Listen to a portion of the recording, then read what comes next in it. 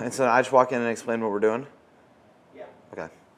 Hello, my name is Chase Drummond and I am the writer and director of Urban's Legend. What we're about to watch now is the documentary that Carson McFadden, a good friend of mine, has made. What is the name of the documentary? We're about to watch the unnamed documentary of Urban's Legend, the making of my film, by my good friend Carson McFadden. Now we're in the screening room and I'm about to watch the first cut and talk about the process on just what's going on. This is my first time seeing a lot of this footage, so I'm actually very, very excited to kind of see what was going on when I wasn't in the room, and for the first time actually probably hearing a lot of unfiltered opinions on certain people. So that is going to be a great time.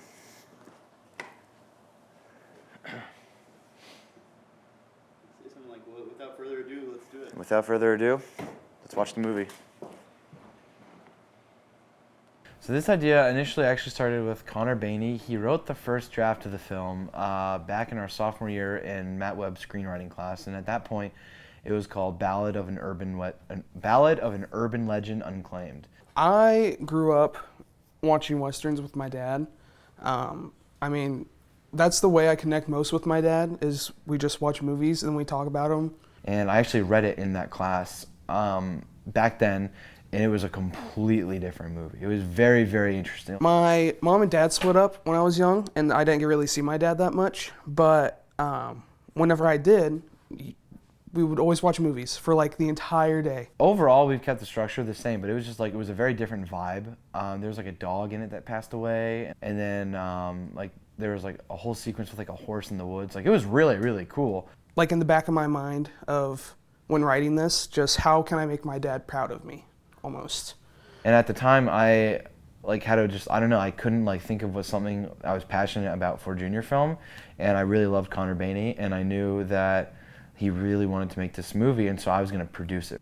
Something different, combining with the Arizona campus and just something a little out of the comfort zone. And then he unfortunately had to drop out of Huntington, and it was like a big bummer because I was really excited to make the movie. We kept talking and talking, and then I don't remember if it was his idea or if I asked him if it was okay, but I think it was a mutual understanding that I would go ahead and pitch the film on his behalf and direct it for him. You know, when Chase pitched it nearly probably 4 months ago, he was up against like 11 other pitches. And we knew we had to narrow it down to 3. That's not easy to do. So we had a bunch of folks in for the pitch session. He pitched it.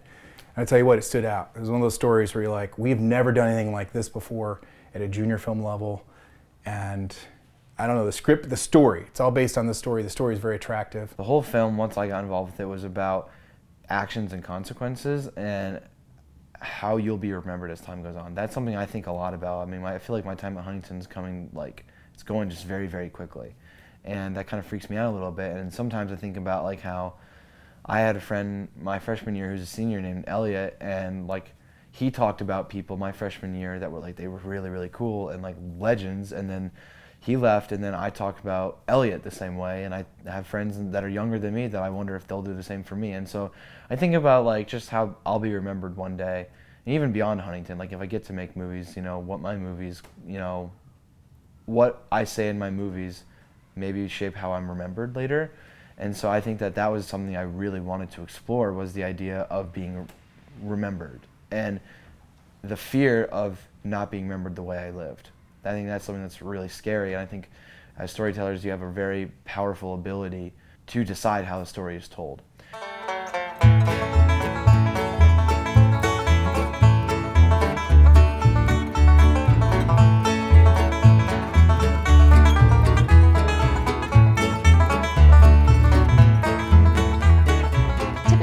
We're not on the same production. Typically, we both direct separate things. And I remember us saying to each other like, hey, you know, if yours doesn't get greenlit, I would love to be your producer. And so when I texted him congratulations, he asked me if I still wanted to be his producer, and I said yes. Then I read the script and just absolutely fell in love with it. It's an amazing script. Like meaning for production design and costume design, or do you mostly? And he talked to me saying, I want you to work with me. What do you want? Any role is going to be yours. And I kind of thought about prod design and other roles, but I stuck with prod design. Pretty simple. Like Chase just texted me over winter break, and he was like, "Hey, do you want to do sound for me?" And I was like, "Yes, dude, of course, like always." A lot of the pre-process was planning the meetings out and making like the slideshows for them. Also was planning schedule for shooting. I'll just stand at the door, talk with our team, production team, and then just come at the door. Chase one day was like, "Hey, I really like your work ethic, and I think we would be a good fit for working together. So, would you want to be my director of photography?" And I said yes, of course. I had worked on a few sets with Chase before, and he knows that I love cinematography and problem solving, and I think originally the opportunity to gaff the project was more his idea and less of my focus. My name is Rachel. I'm a junior. I am the producer on Urban's Legend, and title card: Ballad of an Urban Western, Unclaimed. Interior, theater. A red curtain remains closed as we hear whispers of an excited crowd. The curtain slowly opens as it reveals yet another title card behind it. It reads, "The following is a spring production of Anderson High School, reenactment of the first 5 claims of Urban Thornhill." In 1865, just after the Civil War. Dolly screams as she falls into Urban's arms. No shot. Urban catches her. They see as a few more shots are fired. "You killed my brothers, Garth and Elmer. Just after that, that liar on his day was finally put down. You met me too. You gave me this. He points at his eye. I've been following your trail since that day. Wait and see the man behind the monster." Urban Thornhill spent the rest of his life fleeing. The end.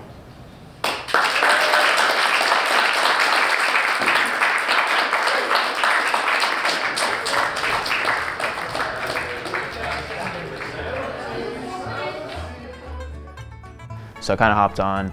I was like, well, maybe I can start with like the editing or sound.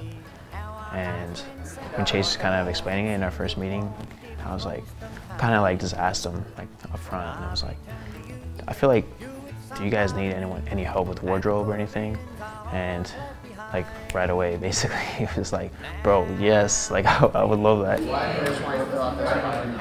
Yeah, I think last semester Chase was like, hey, do you want to edit my junior film? And I was like, yeah. I didn't know what it was. I just said yes, and then later on I heard about what it was, and I was actually really excited to do it, and so I said still yes, and here we are. Yes, we saw another balance.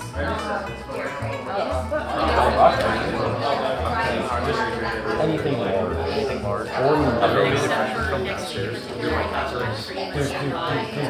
Stuff like our lights weren't working, nothing was working, everything was broken, even the mentors were like, oh. Yeah, the mentor just showed up and said, like, I don't know, and then they just left. And then Lance brought his drone. And then Lance brought his drone, and then his drone blew up. And then he blamed me. And then we were like, sorry, but you were the one flying. We crashed it, dude. And then we made the movie, and it was over, and it's done now. Dude, and now it's one of the greatest movies of all time, I'd say. Definitely is. And now we're here as Unicorn. It's pretty cool. Alright, now let's stand back to back with our arms like this. And then do the half smile, right smile.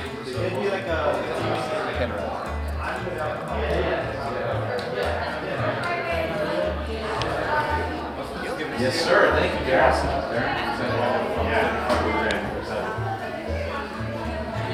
It's cool. It's cool to see the early days of the production. Like I said, I don't fully remember some of this stuff, so seeing some of the footage is cool. And I think it's crazy how the shirt I'm wearing there, I'm wearing again now. I've got like one shirt, so that's funny. A lot of the producer's job is the pre-process, because my job is a lot of getting the budget together, getting the locations together, getting in contact with the actors.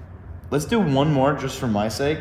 And with this one, when you get to causing the first 2 claims of Urban Thornhill, remember the narrator's like an old friend telling the story he knows, and he knows that sparing that guy was his downfall. And so with this one, I want you to approach causing the first 2 claims as like you saw the bus crashing here, you know? The Noble brothers were hooligan soldiers raised into the Confederate Army. Some sources in the 19th I'm very fortunate to say it just worked out this way. My grandparents went on a whole big family trip, and I was the only member of my family that couldn't go because I was working on Overhill Manor at the time, seniors. And so I was the only member of my family that couldn't go on that trip, and they felt bad, and they're like, hey, for your birthday this year, we want to fly you out to Arizona. And I was like, okay. And that was around the time I was on Overhill. And I was like, oh my gosh, what if the stars align? That's junior film season. Connor's doing a cowboy movie. Oh my God, I'm buddies with this guy named Lucas. I wonder. And it really just worked out. That's kind of the truth, is that it just worked out this way. And that's not like what, you want to hear when it comes to movies, because you want the recipe. But I feel very strongly that I think Urban's Legend is lightning in a bottle. Additionally, your passengers flying outbound on Flight 724 service from Fort Wayne, Phoenix, Mesa, Arizona. Your plane is on final approach to the airport and will be landing shortly. Now, still make your way to TSA gate for 10 for the departure of your aircraft. We're getting ready to go out to Arizona to shoot the opening scene of Urban's Legend, but also a montage sequence where Urban goes across the country. We're doing this because we're making a Western, and if you're gonna make a Western, you can't not do the desert. Like, the desert is pretty essential for that, like the landscape of a Western. And so thankfully we had the right resources, the right people, and the right time to be able to actually go out to the desert and do this. So this is really, really exciting. This is Chase. Oh yeah, Arizona. A lot of my family lives out there, and I've gone to Arizona once a year since I was a little kid. It's kind of like my happy place. To combine the Arizona Peoria campus and Huntington, Indiana campus together for one project, I think it's one of the coolest things the department's ever done. And I'm a little biased because it was my idea, but I'm really. It's a very cool place to be in, to be the person to execute this idea, and I'm hoping to maybe set a new standard to what we can do. There you go, you can follow us for updates. This is Beard, Neck Beard, if you will. I realized I was watching a lot of behind the scenes on Western movies like John Ford and all those guys, and they all look rough, and I don't look rough. So this is the closest thing I could get to looking like John Ford or any of those Western directors. I've never made a film like this where I'm traveling across the country to film, which is really exciting. And I've never in my time did I ever think I would be, given the opportunity to make a Western with my friends for the school, and hopefully just make something that's really special, because to me it's a special film. And of course I wrote it with a close friend of mine, and I think that it's going to be, if we do it right, it's going to be a very, very cool film that can hopefully set our school up for even bigger successes. Maybe another junior film will shoot in another country. So who knows? When I'm with you, alone in the evening, all my worries are gone. Knowing that whatever happens, our love will live on. And when the seas rise and the land fills with rain, we'll know that our love will always remain.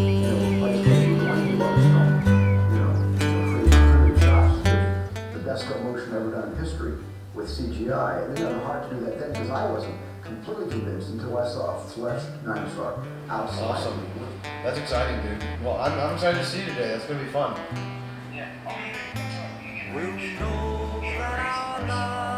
Yes. Oh, and you know who you gotta meet?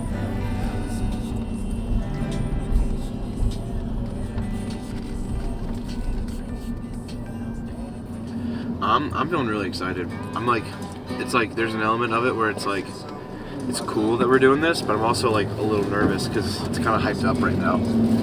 Like everyone's really excited that, we're going to Arizona and we're filming these cool scenes in the desert. So we got to make sure that it lives up to the standard. I think that's the thing I'm most nervous about right now, is everyone has a lot of high expectations just because we're going to the real desert. So it's going to look, we just got to make sure that, it lives up to what people want it to look like. I'm 21 years old now, and I've spent well over half of my life wanting to make movies now. I was 9 years old when I realized I wanted to make movies. And so I'm now over half my life and wanting to do this, and so I guess to be able to do it, you know, here in the actual desert, Arizona, which is like my favorite place in the world, really.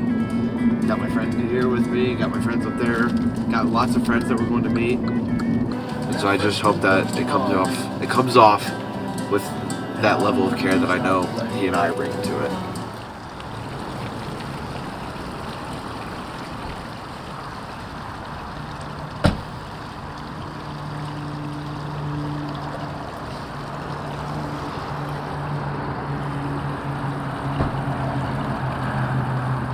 Already beforehand, I had asked him, could I first AD? And he basically told me, yeah, you can get whatever position you want on the film. So I asked for first AD.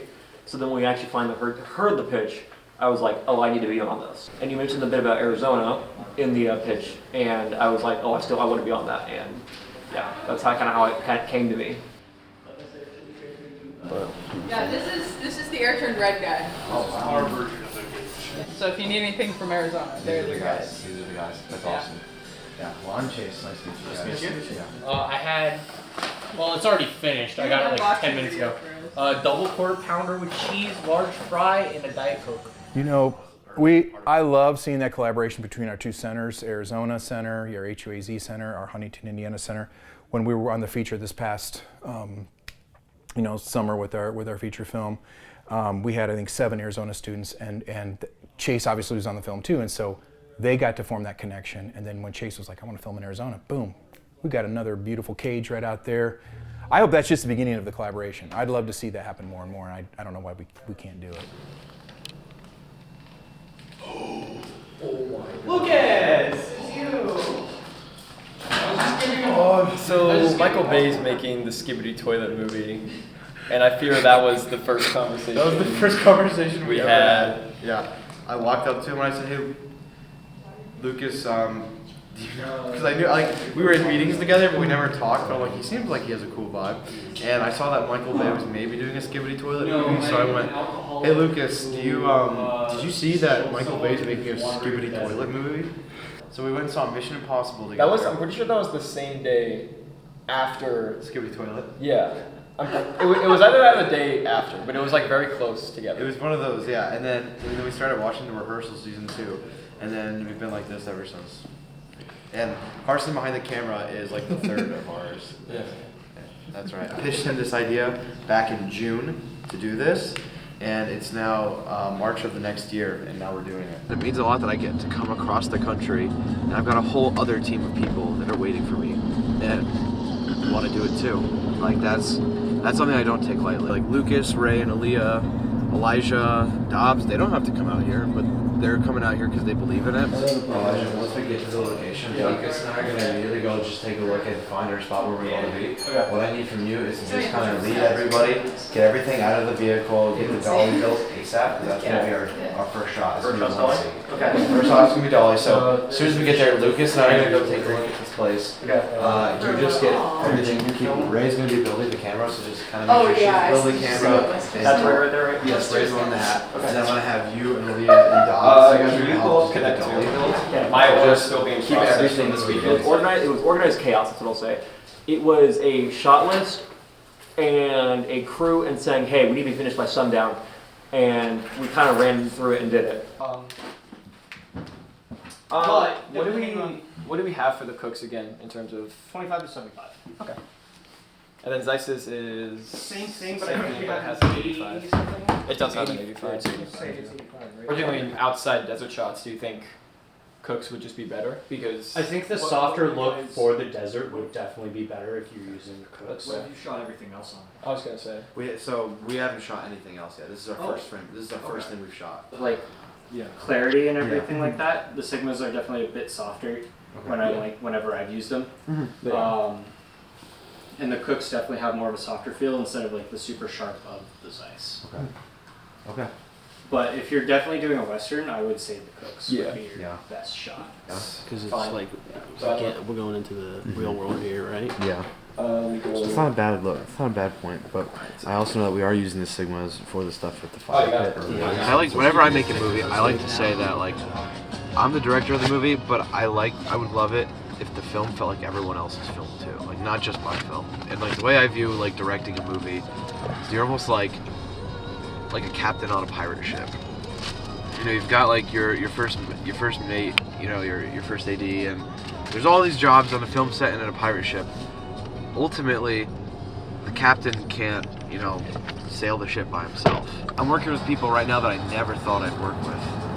And it's cool because I think that the crew I had for Lost Dogs was the crew I needed for Lost Dogs. And I think the crew I have for Urban's Legend is the crew I need for Urban's Legend. It's coming up on 2 years ago now when I did Lost Dogs. And I learned so much from that. I was saying earlier, there's not a single shot there's not a single shot in Lost Dogs that I watched and thought to myself, oh yeah, I'd keep it like that. You know, there's like every shot I saw and I'm like, oh, I know what I would have done to make that better now.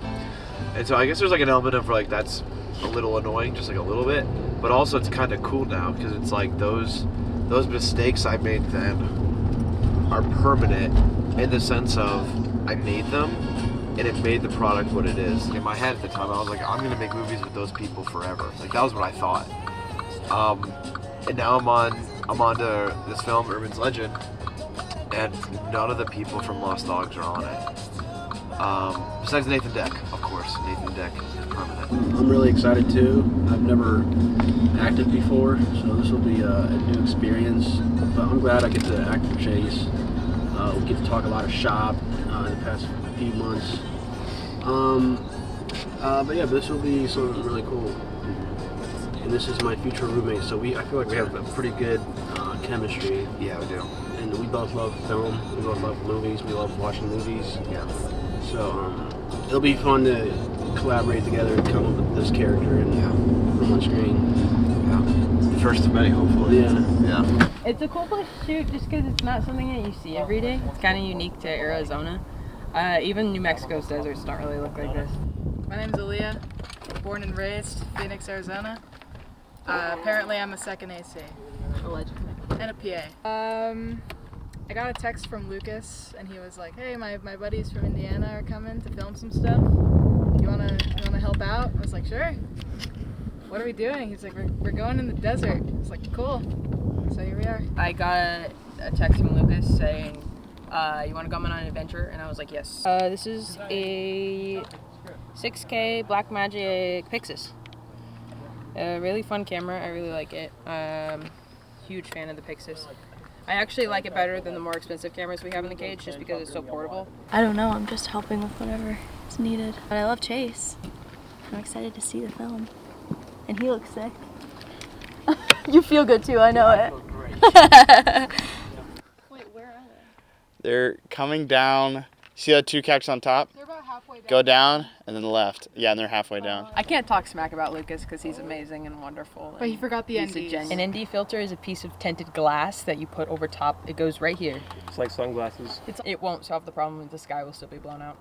But it will solve it enough that we can see the actor. We got like 6 minutes for that 20-minute time period. Yeah. There he is. Give my guy a hug. Oh, so good to see you, buddy. Yeah. How you doing? Doing great, doing great. Good. My name is William Lundrigan. I am a close personal friend of Chase. I offered to help out with the shoot. I don't fully know what I'm doing yet, but we'll see where it goes. We've been friends for a long time. We met through an online friend group. Every once in a while he comes out here to Arizona to visit his grandparents and we link up and grab lunch and what have you. So here is your job. So we have this wanted poster of our character. Basically you're going to be my props guy. Gotcha. So I'll let you know, the first shot we're going to do is we're going to have this like against the cactus on the ground. What aspect ratio were you thinking of filming in? 4x3. 4x3? Yep. 4x3? Okay. We need except for the... Is there anything else we're gonna need? AC kit? Can we possibly get an AC kit as well? All right, Lucas. I'm gonna take Dobbs over there and start chatting with him. It's not like exactly 4x3. It's like, I don't know, like 6x3 or something. Okay, ND filters. That's it. Yep. Copy. Well, if you're gonna go. Yeah, no, get going now. Okay, bye. Just don't kill yourself. Bye. Be careful, please. Thank you, Aaliyah. Thank you. I mean, this is the opening of the movie. This is a bang. We want to get everyone's attention with this. Because our first shot, like you said, the dolly's going to be set this way because it's a straight track. So we're going to be going that way, right? But the way we're going to do it to just add more, we're going to set the camera up here this way. We're going to pan it over here. And then we'll dolly. 12 hours of core workouts every weekend for nothing. 12 hours of core workouts a weekend? Yeah, man. What do you think carrying a 30-pound drum does? Oh, you're right. I'll just shut up then.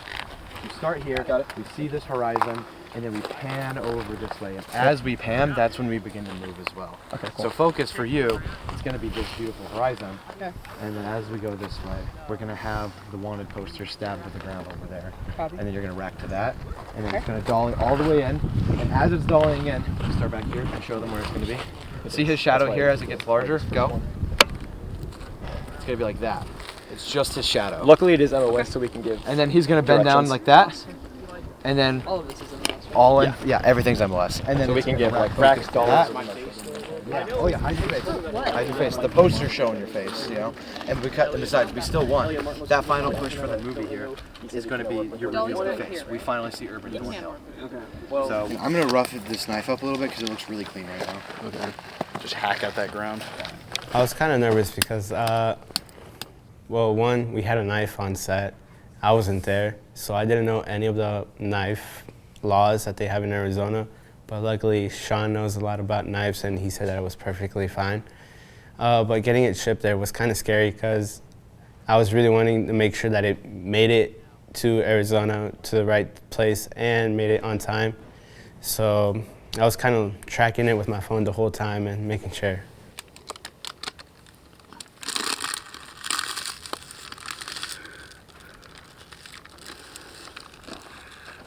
Obviously, of you, your hat. The 4x3. So make that adjustment as you're that walking. monitor, right? So, like that right there. You see it? Walk there. Boom. You see how your hat's in frame? And like, that's what I want. So just make your adjustment that way. All right, I'm good to do it again. Okay. Okay. Let's do this quite on set.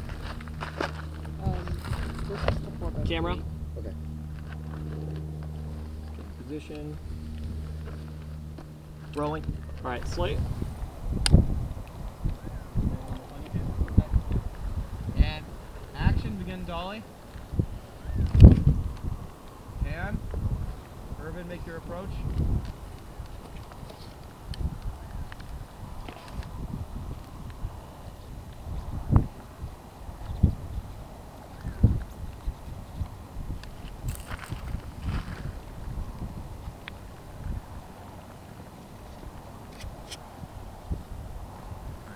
Lucas, keep the camera right there. Dobbs, I'm gonna move your blocking just a little bit so we can see your shadow a little bit better. Just because this is what I'm imagining is that's the shot here, right? And then it's like here, and it's just that, and then Dobbs just rips the knife out, and then Urban's Legend. Well, wait, for a second. Can we turn it up? So this is no more dolly. No more dolly. No more dolly. We're done with dolly. That was like my favorite Dolly. thing to say. Dolly. Like dolly is whenever it tells me, all right, double on. we got it. I love that. I'd be like, all right, guys, we're done. That was camera it. dolly, and then your wife dolly. This is already the best birthday I've ever had. I mean, look at this. This is all I've ever wanted since I was 9 years old. To be in the desert? To be making movies in the desert, yeah. You went to the wrong school, The buddy. far man. Thanks. You're doing good. You're finding the right ground. That's great. Yeah. Who cases this is lit? The cigarette lit? Yeah, light it. Thank you. Okay, it's our only one. Okay, make it count. Good. Are we ready? Okay, let's get it going. All right, quiet on set. And action. Walk out of frame. On set. Camera. Slate. Rolling. Thank you, Slate. All right, and Dobbs, go for it.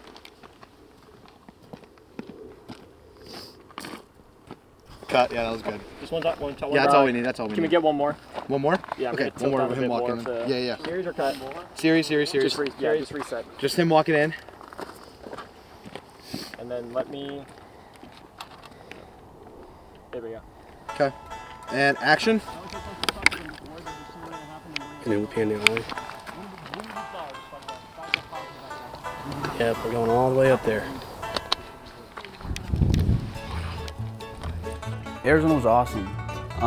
We were in the real desert, which was kind of miserable a little bit, but It was fun at the same time.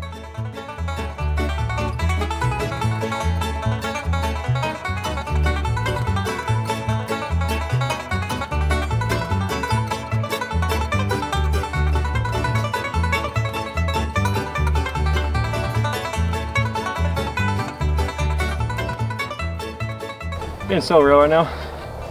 I think it's just because I think I'm personally a bit dehydrated, so I need to drink another water. I think it's just the heat's killing me because of the water, dehydration, but like, I'm doing good. Being the person who's calling everything and saying, yeah, we need to stay on track. It is fun though, it's really fun because I'm essentially everywhere at the same time, trying to be everywhere at the same time.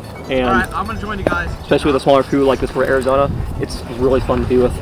Yeah, we're not doing multiple. This is the one. Great, great, great.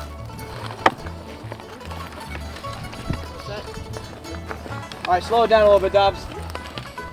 We're just getting it set up. You're going a lot faster than I thought. I had to go up the mountain in one shot, and it was about, I don't know, like 5 minutes. And by the time I got up there, I could not breathe. And I don't even know if I was mad. I was just like, literally thought I was gonna die. To be honest with you. I like it.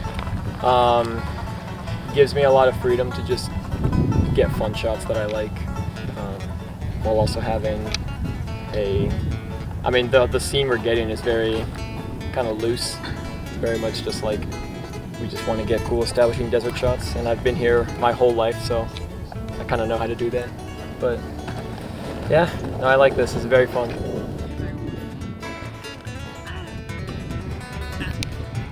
You have asthma?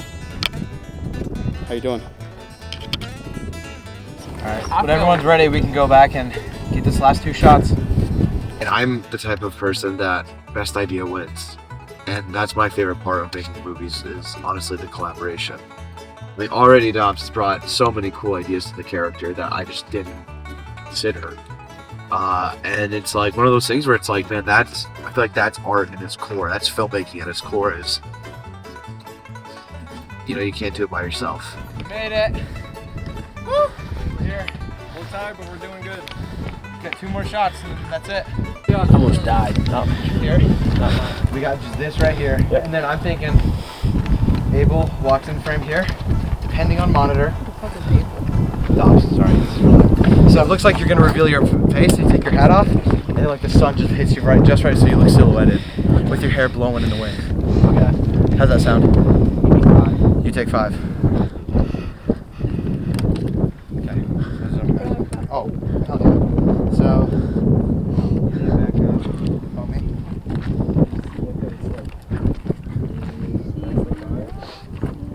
The lens flare goes hard.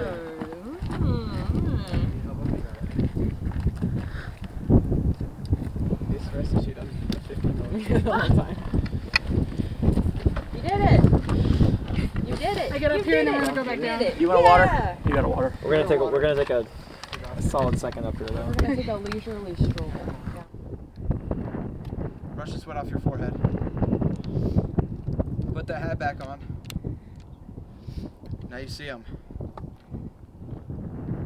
Now walk towards Lucas, out of frame. Am I following him or no? There you go.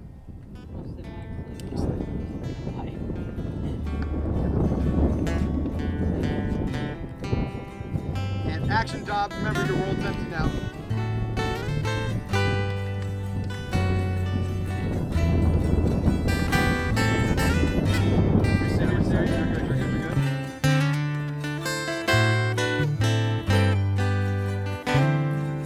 Action.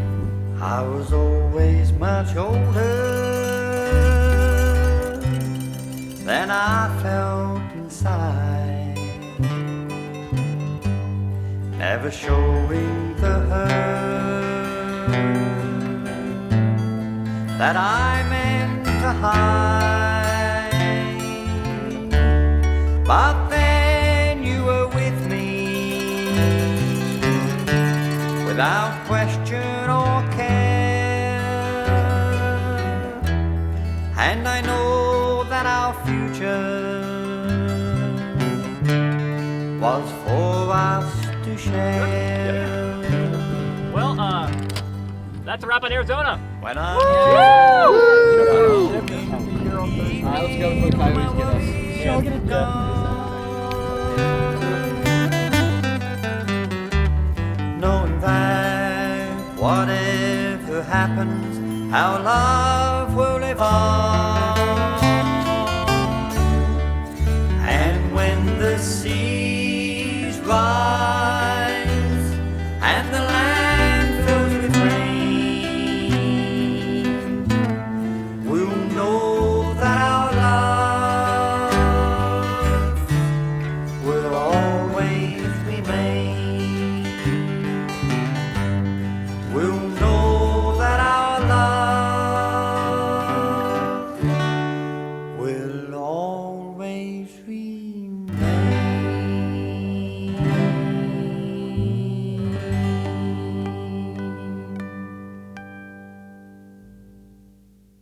Currently, we're going to grab the last piece of prod design. It is the Confederate flag. But they want to clarify that they don't just have a Confederate flag lying around. They're really big fans of the show Dukes of Hazzard. And so they have like a Dukes of Hazzard room that's like with lots of memorabilia for it. And allegedly the Confederate flag is a part of that memorabilia. Now, I've never seen Dukes of Hazzard, so I don't know the validity of it, but they wanted to clarify that. My very first film I ever made was shot at this house, actually. And these guys have been very much so like in my camp since I was 17 years old. They let me shoot my entire first feature film, which I'm wearing the hat for right now, Screams. So, I had a moment last night where I was getting ready to go to bed, and I was like, oh wow. And that's kind of a cool full circle moment. Like, the night of filming, I'm running back to the house where it kind of all started for me to grab the last prop. The weather is the worst case scenario. I was hoping the dream situation was that it was a little cold with some snow. That would have just looked really cool at nighttime with the fire. We got the worst case scenario, which is very, very, very windy. According to my AD Elijah, it's 30 mile per hour winds.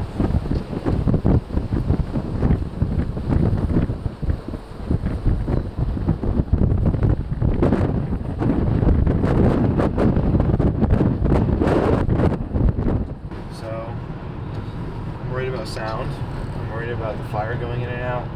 It's our main lighting source. Like, we're gonna have equipment with us. Like, that's gonna fake the fire, obviously. But if we don't have that fire, it's really gonna be bad. I feel very confident with our 3 lead actors. They're all really, really excited, and you know, they seem to really care, which is really helpful. And like I said, they've all got a billion ideas, and that makes me excited because that means they're thinking about it. And yeah, I'm feeling overall pretty good. I just wish this wind would go away. Welcome to day 1 of Urban's Legend. So we are going to be by the baseball diamond, and it's a bit beyond it, but we're taking a sidewalk down. Do not take a sketchy path. There's only the sidewalk path because that's the safest option.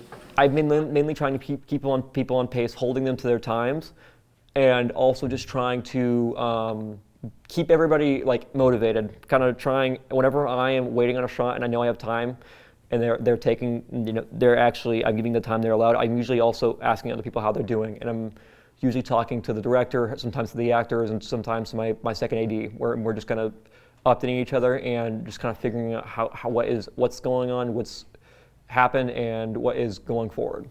Trees, twigs, and whatnot are falling apart. There is wind. If you're on that area, have your head on a swivel, because we don't, just in case anything happens, any embers, want to leave the area, we just don't want to burn the place down. So there was a lot of wind. We had a wind warning at Huntington, and the wind was really, it made me really anxious because it was pushing everything everywhere. Leaves were getting on top of the bonfire and going into the other dried leaves and starting small fires. Okay guys, so if you see this green bag there, those are my children. If you have a walkie, don't lose my children, please. Okay, so here's the thing. If you're getting a walkie, we have limited one, so we're going to call after the prayer, after this meeting. We're getting the walkies first by head department, and after the rest of the people. So it's not all of you who are getting walkies, but for example, for your head departments to see, oh, am I getting a walkie? Yes or no, and please let me know. So, are you touching these bags without my permission? No. Good luck, guys. You're so smart. Yeah, so these ones were specialty ordered. I talked to Chase kind of about what he was wanting. And since it's over the eye, it has to be like a special form of prosthetic, so that during application, stuff like that, it doesn't affect the actor. So these were, I mean, pretty nice handmade prosthetics. So then I got these, and then everything was hand painted by me. Yeah, the process of like making prosthetics, if I wanted to specialty make them for this, I would have probably gotten the actor's face and like molded it from that. So like building a prosthetic for a film is a lot more of a long-term thing. So just with the timing that we had and kind of budget-wise, it was just the best option to get pre-made and kind of alter it to what we needed to be for this. So once the prosthetic is applied, since this is like a silicone-based one, it'll go on like this, and then I have to use acetone to like melt it around. And I'll use Prozaid, we'll glue it down on the eye. So I have like eye pads to go over the eye to make sure that the actor won't open their eye. Because obviously if they're opening an eye, that's gonna affect it. So once it goes on, we'll get it glued down, and then it'll get blended into the actor's skin. And hopefully that shouldn't be too much of a process because of how pre-made these already are. It should be a pretty easy process to get them altered and then ready for the actor once it's already on. So once the edges are laid, I'll take some more of the Prozaid and maybe some latex if needed, and I'll blend it into the actor's natural skin. And then I'll do some color altering to skin match to make sure that it's seamless. And then add some skin texture, and then that'll be it for the most part. It didn't take as long as I thought it would. It took about maybe an hour to get the whole eye on. But yeah, Julia did a great job. She did an awesome job with that. I was telling everybody, they were like, hey, like, how is it? And I was like, you wouldn't think it was that bad because, oh, you can only like see half of everything. No, it's like, it feels like you can only see like 10% because it was pitch black out and the only light was like the campfire. Right as I got up from my chair, after getting the eye on, I was just like, whoa. Everything felt like really swanky. I was off balance. My brain was still trying to process only seeing half. I'm on a mission. Where's Julian?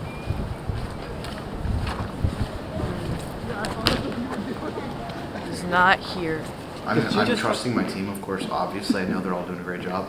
But this is the worst part for me because my job is typically the guy that runs around and keeps everything on track. I have no idea where anyone is or if anything's on track. So this is a little nerve-wracking for me. But I know everything's okay.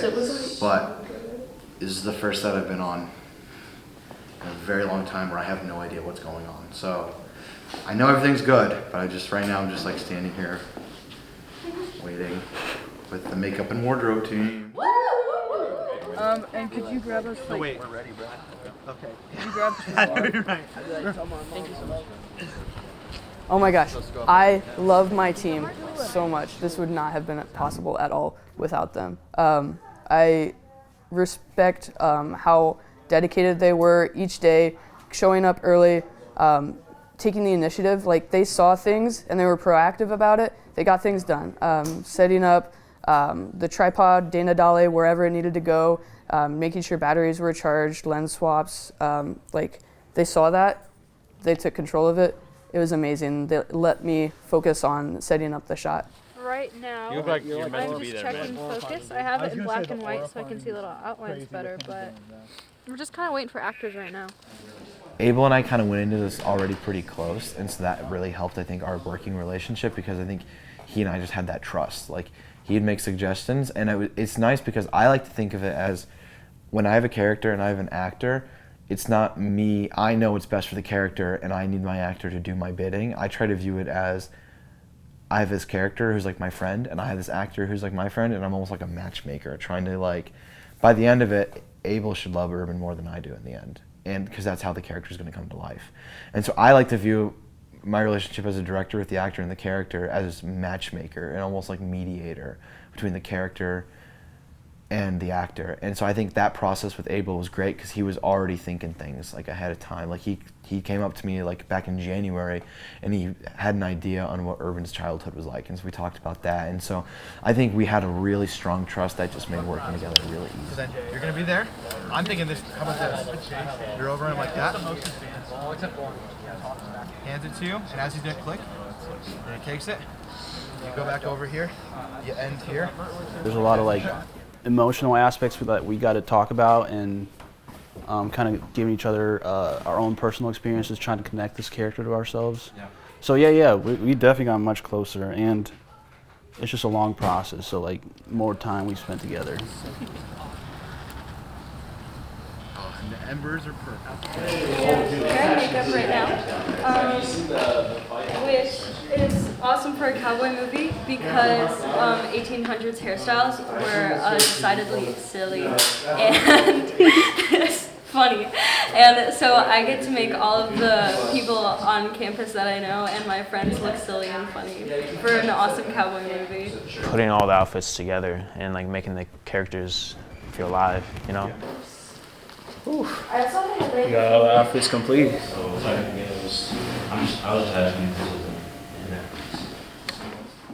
Alright, my name is Levi Pennington. I'm a PA on this set. Just in general, I'm just helping out any way I can. Helping out Elijah as the first AD, or just see what needs to go down and get a snack. I found this on Pinterest today, and I've been no for the last 30 minutes, like before, like it was 5:30. Wait, can you hold that up and then like with your face in it as well? Yeah, with a smile. Like, hang on. Yeah. It was funny. Like it was. I got there at the thing at 5:30, and I just went through my Pinterest board looking at funny reaction. You like Pinterest? I got Pinterest for Prod 3 because it was. I like you even more now. I love Pinterest. I got it originally for Prod 3 so I could easily find images for aesthetics, and then I got it, and I started using it for my D&D character. I wanted to make a aesthetic board of what he is, because he's a paladin, but Isaac has nothing to do. He can do something. If that's the thing he can do. Just talk to him, and just talk to him and see exactly how many people we need. Because if we can do that, we can do that then, and you guys can actually do something instead of sitting around waiting for nothing. For something to happen. Dear First AD. Yeah. We're done with prosthetics. I heard. Is he coming down now? Are both actors coming? They are just finishing their hair and coming. Okay. They need to be walking down. Hair is easy because it's a man. Yeah. Yeah. And they got hats on. They both got hats on. Yeah. I think they should be here at 8:15. 8:15. What time is it now? 8:09-ish. 8:09. 8:09. Great. Yeah, I was. You were spot on. Yeah, thank you. You know, 30 minutes late is not a bad thing. We're currently having a major troubleshoot going on because we needed a red video encoder on the laptop, but unfortunately we couldn't do it because we needed a administrator's password. And so now we have to flip all the laptops, so then I now have Chase's laptop while he over there has the official, like the Huntington laptop. So it's just a bunch of us trying to solve problems, and it's taking too long to solve problems because too many things have gone wrong. But it'll be fine. Don't worry. Yeah, that's a pretty accurate description of what's going on right now, but we'll figure it out. Yeah, this one's for Urban. This is going to be for Truman. The knife does not have a full tang supporting the pivot collar, so that's actually why it's... they're waiting for the prosthetic to arrive. Prosthetic? Yeah, Truman's got a prosthetic on his eye. Yeah. Oh gosh. That would be like... It's getting chilly. Like, the thought of that... I did it to Javen for a second stream, and it worked pretty well. 3 computers, all through the power of magic, connected to one another. 2 assistant editors and then me, and we're running on a system where all of our computers are connected, so if someone makes a change on their computer, it goes out to everyone else's. So we're all working on the same files, working together at the same time, so we can work faster and more efficiently. So,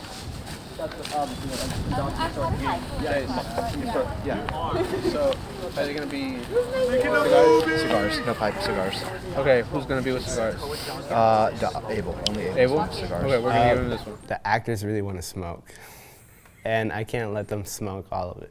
I gotta pull back on the cigars because we only have a limited amount, and I should not let everyone have to smell it.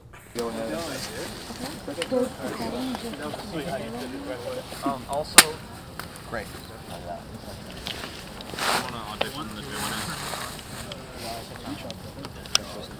Truman, I'm gonna have him sit in there. He's just gonna sit on that log. Sit on the log. Yes, sir. You open my coat unbutton. Yes, please. Great. Right there. You're about to catch on fire. Yeah.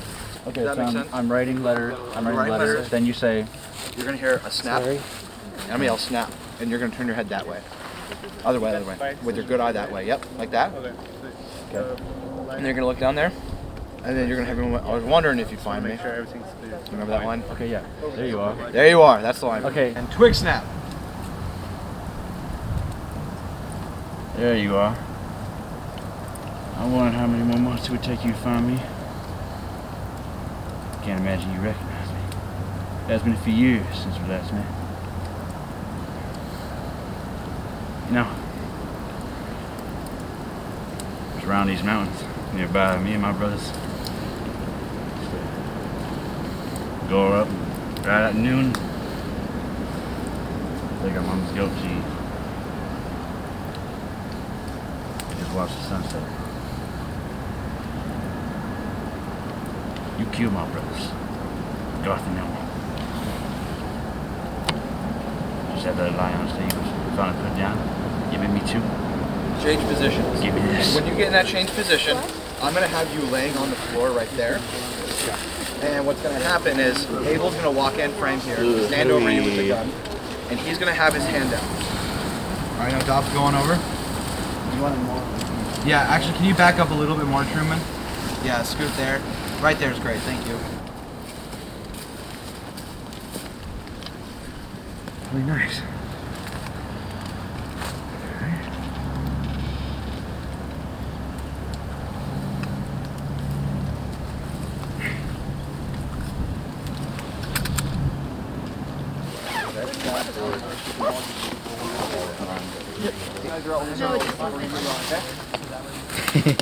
Working around this live fire was something new that I've never done, and it made the shot so pretty. This was like one of the windiest days we've had in a while, and we were really nervous because live fire, but we changed locations and we were in this sheltered spot, but the wind was like a paid actor, and it would come in just at the right moments, stir up the fire a little bit with the embers. It was brilliant and really worked in our favor. There you are. I wonder how many more months it would take you to find me. One more?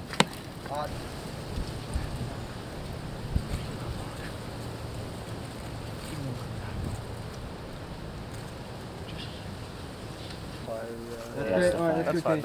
Okay, quiet and set still. What can we do about that? He's not up immediately.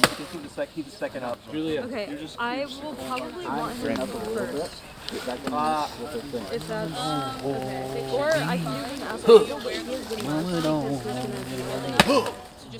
Hey, what's going on, guys? I'll try to give you Welcome 2 to the set hours of for Urban's like. Legend. Yeah. We're currently warming ourselves by the fire because it is pretty dang cold. It's been a windy day here in March. Unbelievably windy, actually.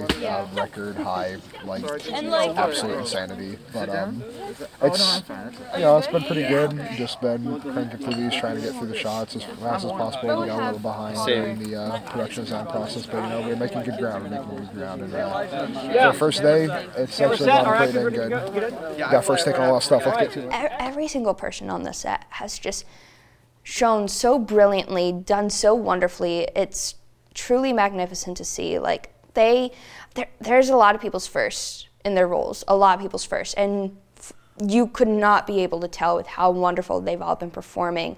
Like they're such lovely people to work with too. All right, ladies and gentlemen, that's a wrap on day 1 for Urban's Legend.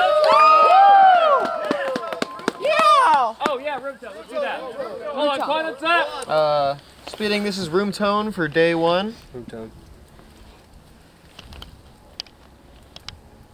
Describe your relationship with Chase, because I know that you guys are close. And Oh yeah.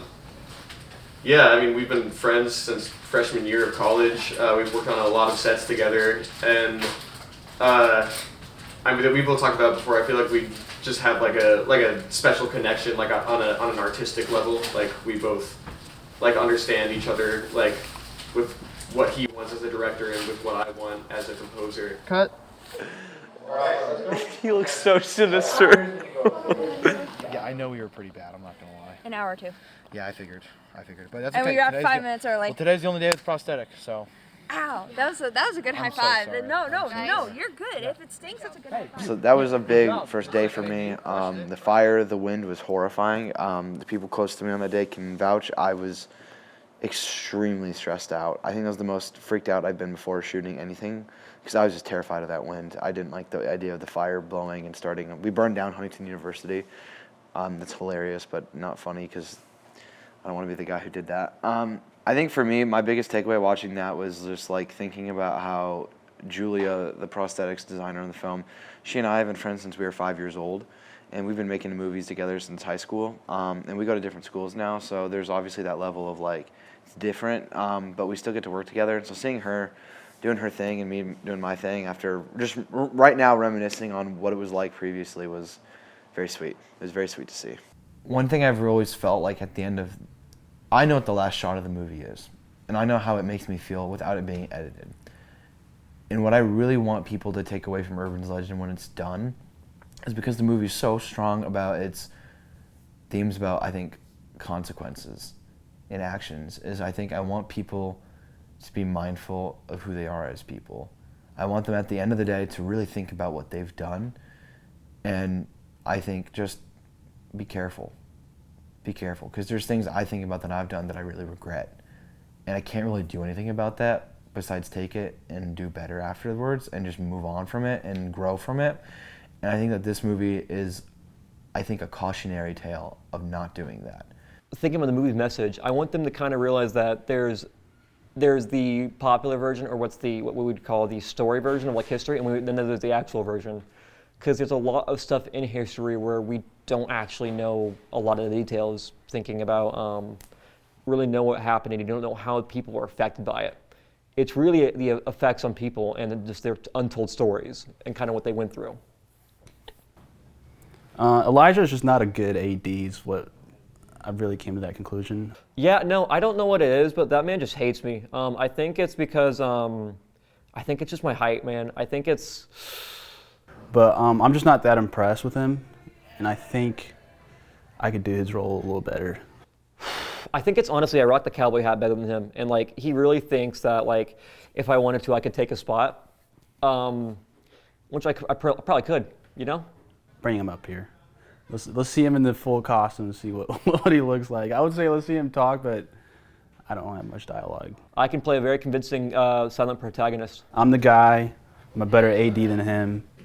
I really don't respect him that much. I mean, here's the thing. When it comes down to it, at the end of the day, the AD does deserve respect. We're on his time in a way.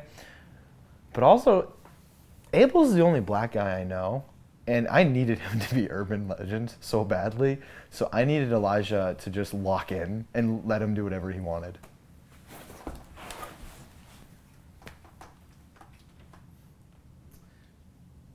Yeah.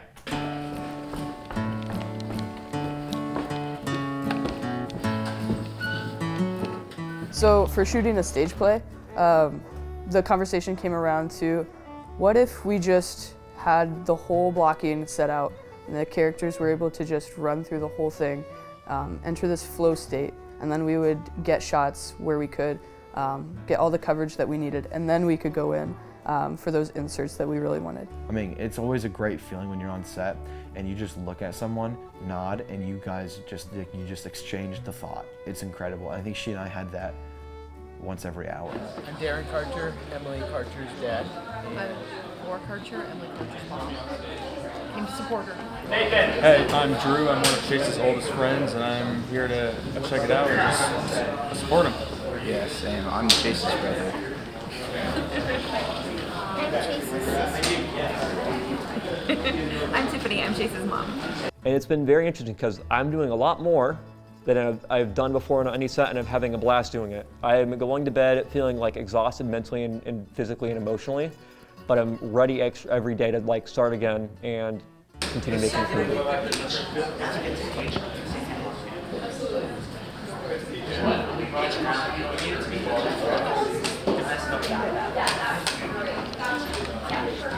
Okay, Truman just in his eyes, right? Yeah, no, and then they're gonna put him down. He's like, it's like a horse. Like, you know, they get one bag leg and then they're, yep, off to the boot factory you go. I don't know who gets the mic next. Have they got a shot up yet? I think so. I was like, yeah, I think so. Did you hear them call fire inside at all? Yeah. Okay. Did you hear them call silent speeding? Yeah. Okay, the fire got shot. Yeah, probably.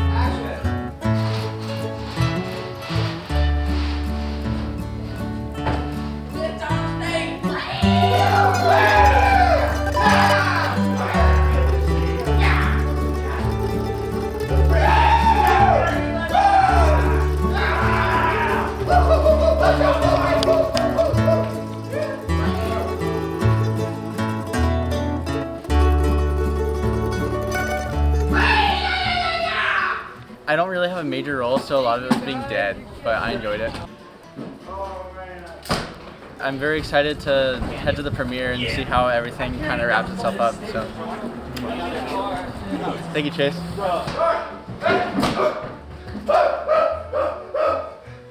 That was number one. Remembering, okay, this film is about consequences. I need to think about my actions and like, what have I done? What has Lucas done? And then thinking about my brothers and the consequences of taking revenge for my brothers. Well, he came up to me day two and he was like, hey, do you have any brothers? And I was like, yeah. I said, I have one brother. He's like, what's the best memory you have of your brother? Like, you were having the most fun.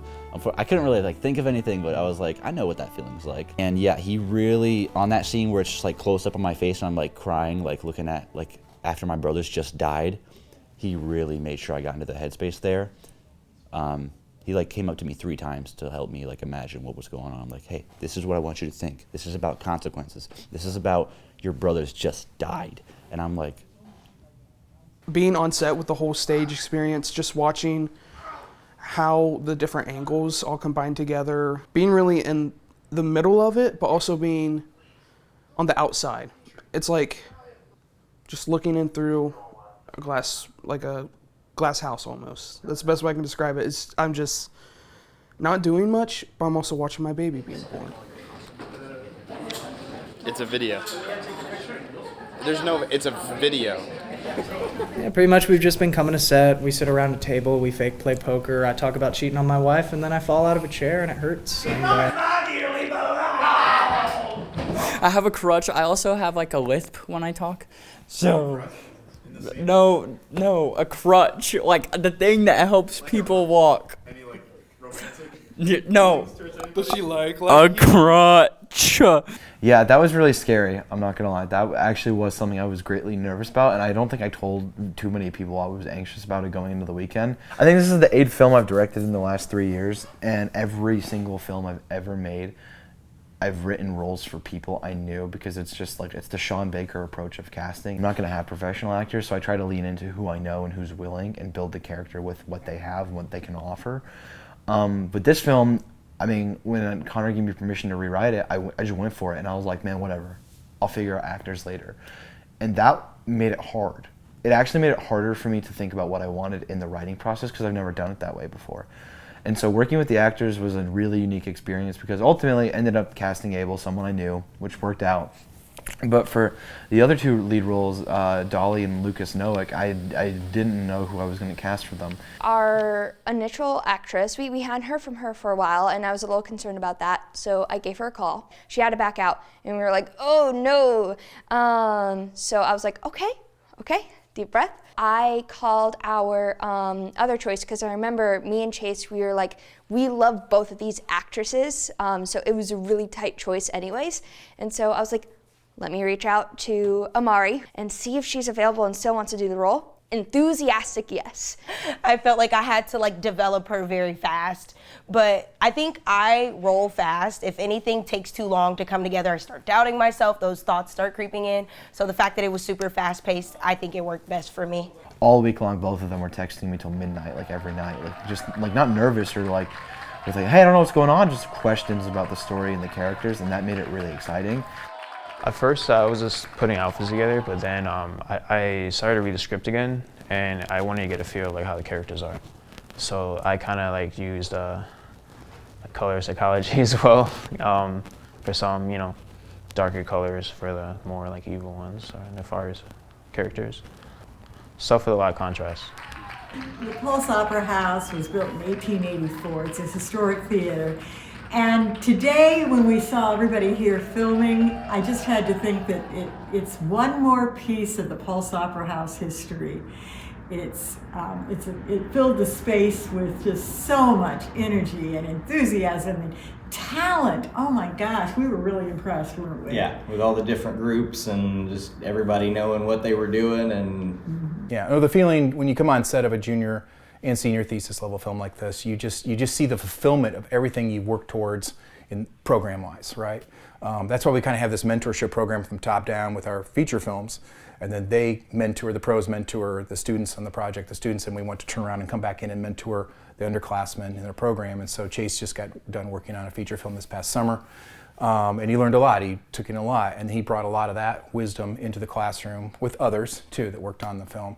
And to see the freshman and sophomore just up in their pro game, in their departments, and owning it. And you walk on set, last night I walked on the set, we were at the Pulse Opera House, and every department had a place, they had structure, they had leadership, they had great communication. Chase started here when he was 6 years old, so I actually pulled out my phone and pulled up some pictures, and I looked at that picture, and then I looked at him up there filming and directing and just organizing this whole thing. It was fun, but I just think that he's got a lot of potential, and it's just amazing to see. Let's keep it quiet right now. Work it quiet.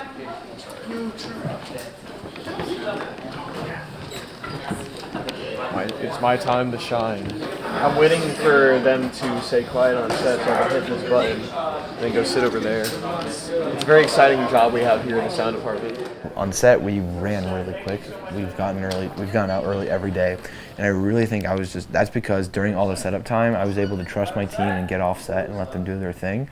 And then I just spent a lot of time with the actors in prep. When we were set decking, at first I kind of got scared because I was trying to start from zero, but once I got to see what they have in their props floor, I was like, okay, I can work with this. And I brought my prod design team here, and they also helped out a lot in making the world come to life. And action, hooligans, loud and crazy.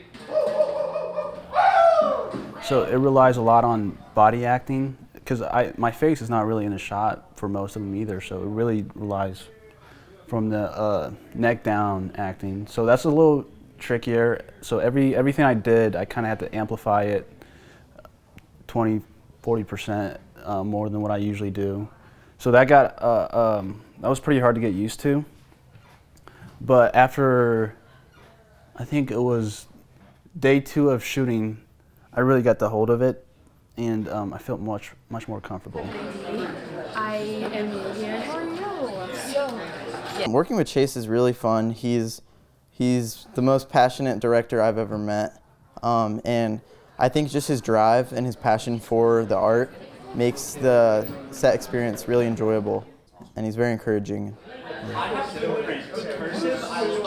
Yeah, day 2 was the most scared I've been directing something. I felt the pressure, I think, of 10 actors in one spot. They all have lines, they all need taken care of, they all need to do their lines right, they need to do it good, and it's gotta be blocked well. And I think that just that excitement, but also in a place like the Pulse that has so much history and stories that are there long before us and long after us, I think knowing that we're a part of that story at such an old location, I think is really cool and helps build onto the legend of Urban in a way of I think the atmosphere of that building felt timeless, and I think that's going to help because we want it to feel timeless there. So, let me get this straight. That is a rap on Brendan, that's a rap on Ethan, that's a rap on Todd, that's a rap on Sam, that's a rap on Nick, that's a rap on Joe, that's a rap on... I think, let's see, you're dead, you're dead. You're also alive, you're dead, you're dead, you're dead. You're alive. No, you're actually dead right now. You're soon to be dead. He's still alive. So yeah, I think it's a rap on day 2 for Urban Legend!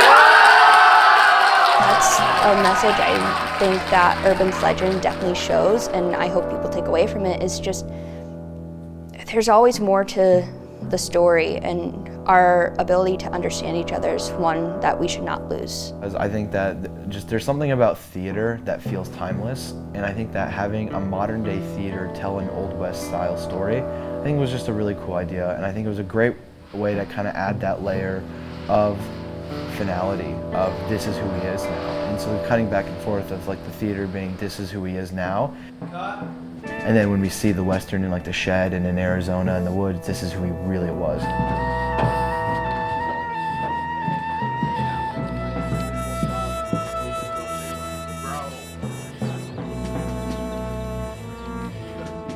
So basically the way I've been doing lighting is keeping our setups as minimal as possible, which sometimes has led to us not having some things, but every single time we've been missing something, we've found a way to counteract that and to make something work. So that's been super helpful, and honestly, I'm glad that we did that.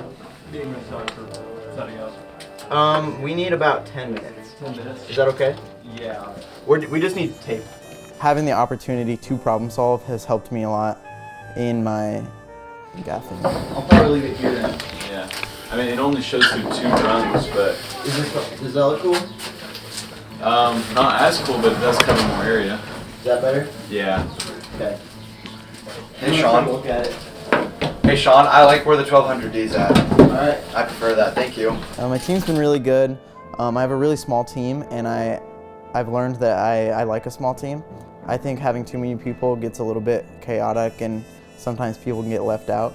So they've all been super helpful, and I've been rotating them and each having them do different things, and yeah, I think it's been a good learning opportunity for them, and it sort of helped me learn how to be more of a leader. And I think that's been probably the most important thing I've been learning during this set, is how to lead other people and include everyone and have them learn as much as they can. Can you turn it down to 25%?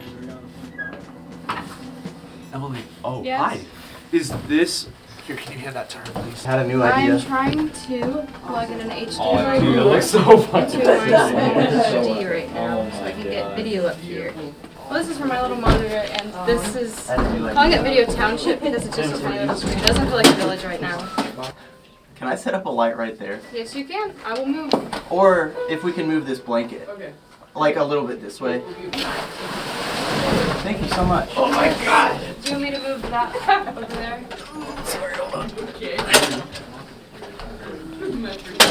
Oops, sorry. Nope, you're good. Where's Mr. Gaffer? Where is he? I have something for Mr. Gaffer. I'm trying to just get some extra light beaming through these cracks in the ceiling so we can see some light peeking through. He had never gaffed anything before. I think he'd done G&E once, but he's an extremely talented photographer who understands composition better than I think anyone I've ever met. I knew he would know how to make the frame look right. That's sketch. How much longer until you guys think you're good in there? We're waiting on gaff tape and then that's it. Awesome. Hey, Elise. Oh, hey. Are you guys feeling pretty good? Yeah. We're ready to bring camera out and whenever you're ready. I'm ready whenever you guys are. So just let me know. Hey, in there? Yeah, he is. Elijah, just so you know, actors and I are ready to go. So once everything's Great. set in there, let us know. Great.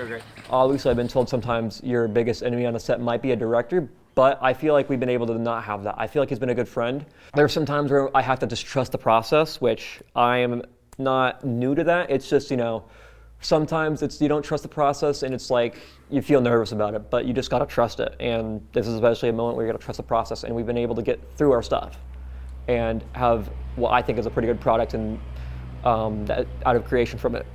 He was talking, you know, I mean, he's like his But game what? over here, and I just had to smack him in the face. Like, Dude, can we and Elijah get a picture real quick? Hang on, can you actually get it like this on my head?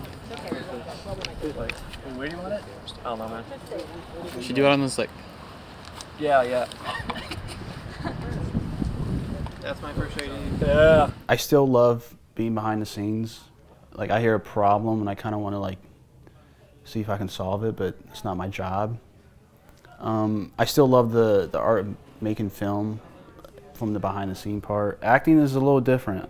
It's a little bit more scarier, I guess I would say. And I'm not really a camera person, so this is my first time. I think this is probably the last time I'll be acting too. Standing here, drinking coffee, waiting for stuff to go down, I guess. I had access to a Cricut, which is a t-shirt like vinyl printing thing, from my best friend in high school, and I bought the shirts from like a website. You can buy a bulk of different clothing, and then I printed all of the vinyl. My girlfriend made the logo for it, and yeah, it's been a really, really big process. Just the logo, one logo took like 12 minutes just to print, and it's 56 shirts. So it's a lot of work. Waiting for right now and then setting up Easy Rig. Awesome. Guys, let's set up camera. Oh, Let's set up camera. look at We're that. gonna set it up on tripod. Perfect timing. We're setting up Easy Rig. I was really honored to be brought onto this production. It was absolutely incredible. I felt like so much myself on this set. It was so amazing, and I'm grateful for the opportunity. We're doing now is the one where we're here, and the sun's there, and she's like saying goodbye to him, basically. Okay, that's Rebecca. It's just gonna stay put because he's gonna reframe, and we're just gonna hold on her. Then we get to that stuff with we get props on the number to break stuff. While they're doing that, I'll get in this, and look at that, and then we're done. Awesome. That sounds awesome. That's awesome. Let's freaking go. There were two, right? There's two twos. Hey, Mia. Yeah? Also, I was thinking, I want to put Urban's gun here, Okay. just so you know. Okay. Because in the scene here, they're there, and then I'm thinking they're right here, and then Lucas is going to shoot him from here, and Dolly's hit immediately. And as soon as like he gets shot, what's going to happen is Urban's going to physically like quickly move her back this way and grab the gun there and just take a shot off really quickly. Okay. So just I want the gun at easy access there. So just so you know, the gun should go there. My family has like various deer heads, so I just brought one from home and we hung it up so it started coming to life. And we also made it look like a home with a bed that Chase was trying to get rid of. And so we did his mom a favor by bringing it in on campus. Didn't he take the gun already? He took the gun, so the table can't flip. This stuff here I want knocked off, because what's going to happen in the edit is basically this. They get shot here, she goes like that, he grabs the gun, goes for the shot, he goes bang, and as he does, all this stuff just goes flying off. That makes sense? How does that look for us? Like, do we pick it up as a Yeah, I think we're going to like shoot it from down here. If you want, each of you can take something and just throw it all at once. I don't think it's falling one by one, I think it's falling all together. Okay. So maybe one last time, the production design team has a unit, throw it all at once. This shot is gonna be all of the destruction from the shots. Yeah. Chase is getting ready. He's in the easy rig. Okay. I was honored that he asked me, and of course this is his vision, and I love that he was able to opt the final shot. Let's wait for Chase to get back in here and do destruction. Okay. But you guys look ready. You guys are so They're ready. so hyped for this scene, guys. Hey guys, can I get a working plot? Oh, Lisa, I'm very confused what's going on. Hey, Brayden. Just finished it. What? I just finished the group by the foot. Yeah. What about you? I saw it, but I wasn't sure. Nice. That was just not gonna get broke, I guess. Y'all made this room. No, I don't want to break it. Why don't you want to break it? Break Please. it, Brian. I didn't want to take your job. Your balance. Oh, Lisa, I'm very Breaking the glass now. Can you? This set is living proof of trust the process. I mean, the vibes are fantastic on this set. Everybody is in strong, good spirits. This is day 3, right? I mean, I'm here on day 3. I've been here every day, and it's like you can tell that they've been putting in a lot of hours, a lot of time, up and down steps, hauling gear in and out of trucks, carpooling back and forth, 60-mile-an-hour winds. I mean, it's been insane what this shoot has had to go through, but I've not heard one complaint. Do you think if he was upstairs, it'd still sound good, or? Yeah. Are you gonna have a certain? Are you gonna position the camera a certain way? What's that? Are you gonna position? Hey, watch it. Yeah, we'll see. Line on set. Hey, can we clear anybody non-essential? Wait, work it quiet. Zach, speed. Sound. Speeding. Perfect. Camera. Speed. Slate. Scene 6. Kit.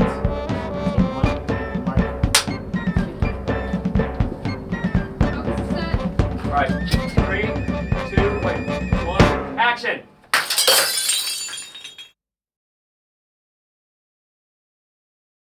I want people to understand like what kind of chaos and what kind of tragedy revenge brings.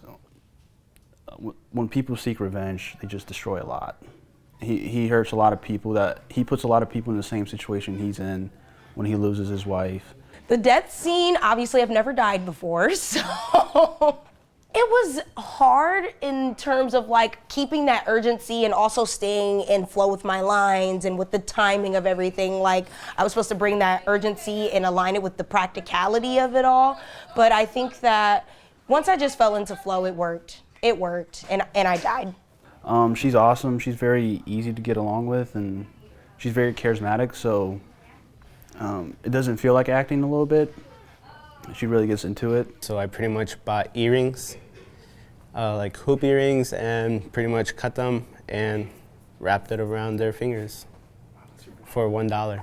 We had a lot of takes on the first shot, so like after 2 or 3 takes, kind of started getting more comfortable, and we're ready to sail on. Love will make you do some things. Love is so powerful that it can invoke acts of hate, killing, war, anger. You know what I'm saying? Like love is so broad, and it's way more than just the simple things.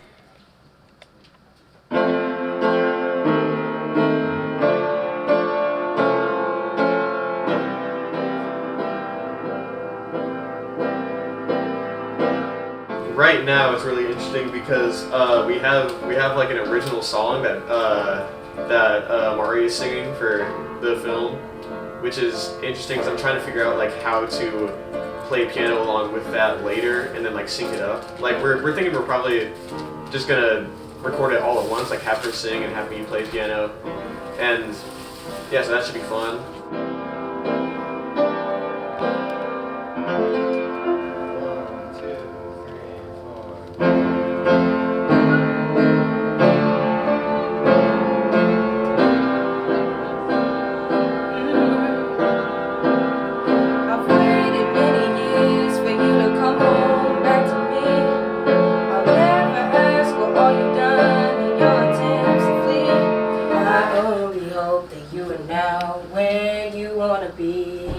Right here at home next to me. Yeah, that should be good. There were a couple songs that I played to get into the vibe, some Big Mama Thornton and some Marty Robbins and stuff. I think that I fell into a lot of tenderness, and that was really nice. Just do one where it's for you, no piano, just very much so a slower version, more like melancholic. I think that'd be good. Like almost like you're at a funeral. Okay. You want to go for it? Sure. Okay, Yeah. let's do it. I've waited many years for you to come home back to me. I'll never ask what all you've done in your attempts to flee. I only hope that you are now where you want to be. Right here at home next to me. And so I think giving it a specific time period like the Civil War, I think it added a level of explanation of Urban's actions on why he was so passionate about killing these people. It really was to add motivation. Every one of the people he killed were Confederate soldiers, and so post Abraham Lincoln there really was that unrest, and I really wanted to have that be his motivation on why he did it. And so him being African American comes from really the time period and as a way of just explaining why he did what he did. Hey Chase, what am I doing for focus? Okay, so sound and focus, listen up to this part. So I'm going to start back here, okay? We're going to have Abel in frame. You don't need to be on your knees, obviously, just kind of crouch. What? I'm going through blocking for sound and focus, and then I can do it. Okay, great.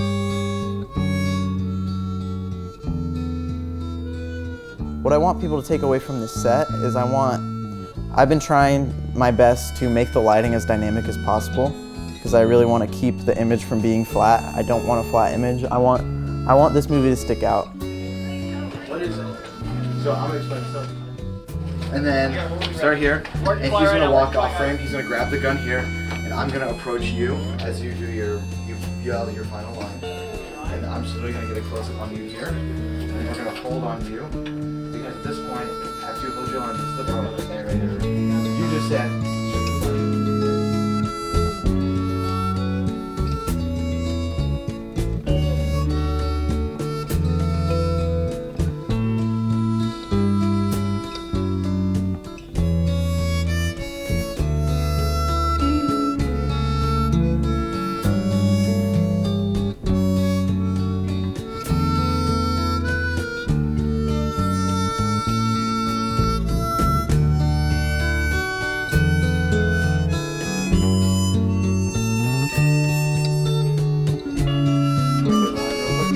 hey Zach, do you have the script up there? Can you read her line? Just all of them? No, the last one, before the death scene. Romans 12:19, baby, make him pay. Next one. Make him pay, Urban. Bring him to his hateful brothers, all those monsters. Reunite them, Urban. And another thing, Amari, if like as you're saying it, something else comes out, you just want to say something else, go for it. Just bring the hate, bring the ambition. Do you want the focus on Amari the whole time? Yes. Got it. Okay. You guys ready? Yep, focus set.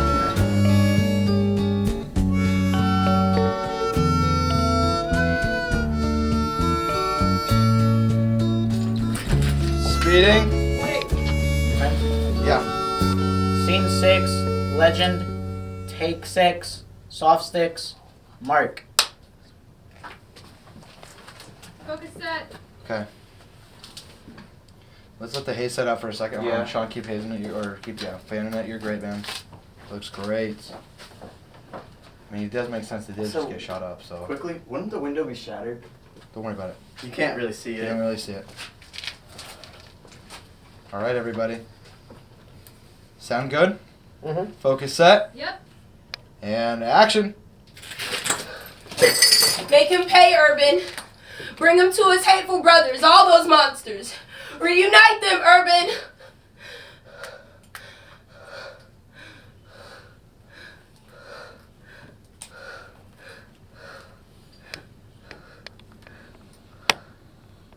Series, keep it going. Amari, lay down dead. I just want to get a shot of your body real quick.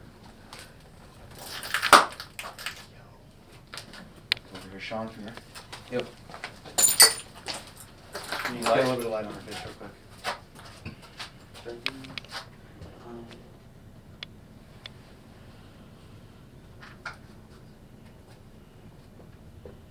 1 second. You're good. Is that good? That's great.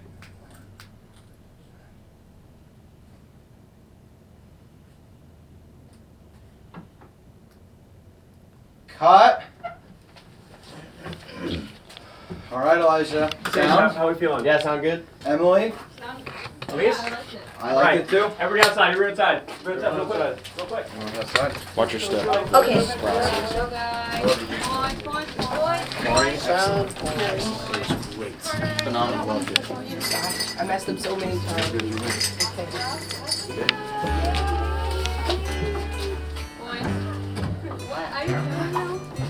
I've just loved working with these people so much. I've gotten to work with people I normally don't get to work with, and it's truly been such a great blessing. I've grown so much in my faith. I've grown so much in my working relationships with other people. I've I've grown a lot as a filmmaker as well. It was such a blessing, absolutely. So I just love every single person I've gotten to work with. There he is. Is that everybody? Okay, real quick. That is a pitch rep on Dolly. Secondly, that's a pitch rep on Urban. Urban, finally. That's the rep on Urban Legend.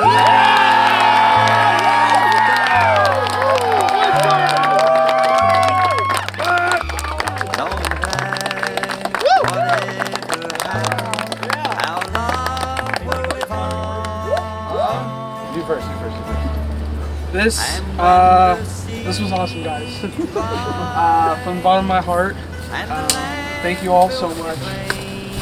I'm happy, very happy, guys. Who's going to watch all this? Yeah. It's really weird not being here and directing it, even myself, but it's still a dream come true. I'm so thankful to every single person on this crew and how much effort they're putting in, and yeah, just thank you. Cut the cameras.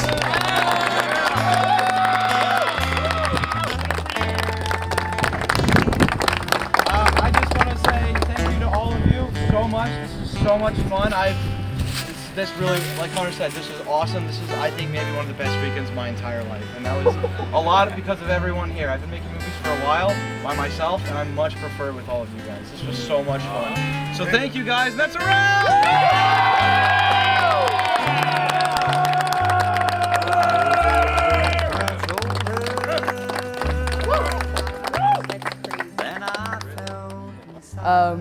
I guess the last thing I want to say is smoking guns. That's like our. I personally feel like this was the best filming weekend I've ever had at Huntington University. And maybe that's just me, because I was protected and I didn't know what was going on and all the crazy crap that was going on, but I don't think there's a single person on the crew I would have replaced. I would just want people to feel cautioned about how they're perceived, because you can't control how you're perceived, but you can control your actions. And so, just a movie, I think this movie, I really want them to just, I don't know, be mindful of who they are.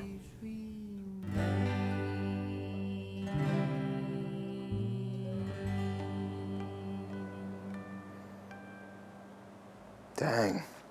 This combination of people and artists only happened for one weekend. And it was a great weekend.